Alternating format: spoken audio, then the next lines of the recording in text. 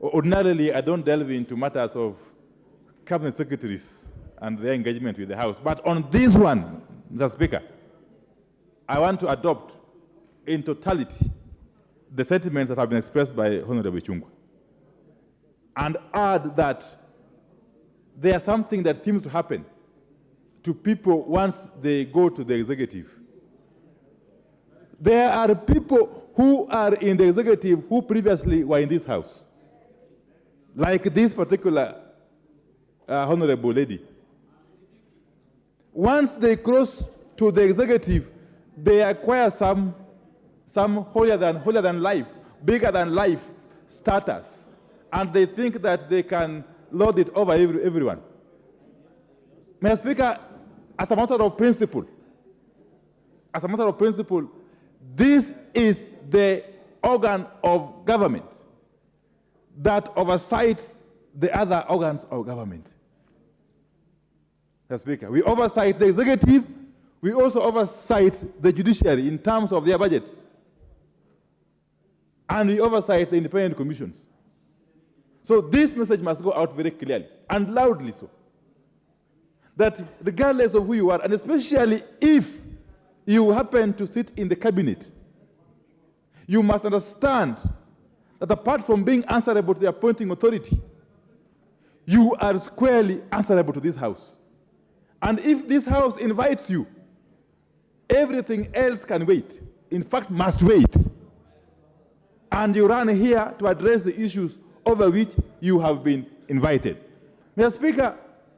Speaker, I have heard a lot of complaints from my members here. A lot of complaints from my members here regarding this particular cabinet secretary,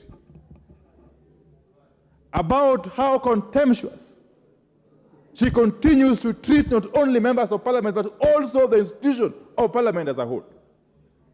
This is something that cannot be countenanced, especially in the face of the 2010 Constitution, which bestows on this House enormous responsibility. Enormous responsibility. Mr. Speaker, let me say this, that if this House wants to protect its integrity, its credibility, and to safeguard its independence and authority, it must use one such case as an example. Just take the boldest step and indict this cabinet secretary once and for all. Mr. Speaker, I will be more than happy.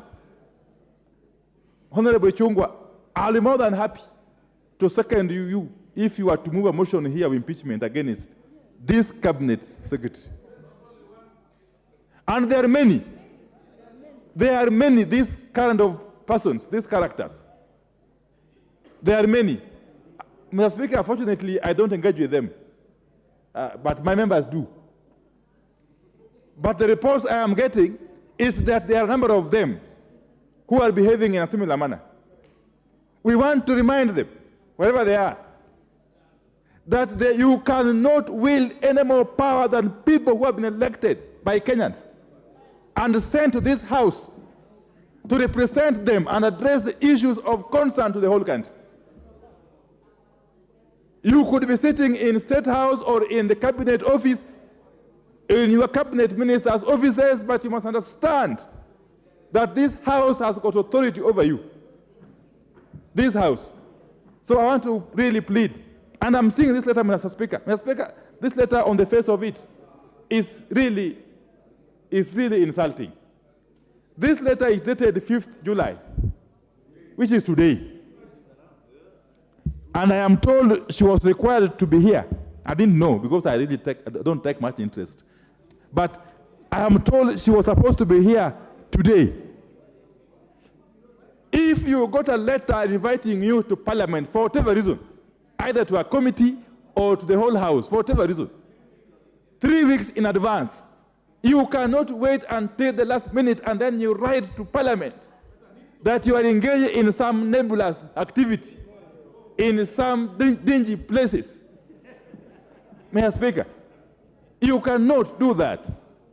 And in fact, I will be inviting, Mr. Speaker, as I conclude, I'll be inviting my colleagues not to wait for the Honorable Ichungwa to initiate that process. I would be inviting my colleagues, especially on this side, please proceed and initiate the process of sending this cabinet secretary home, and you will get my full support. Thank you. Thank you. I will not escalate that debate. I think wherever the minister is, she has had order.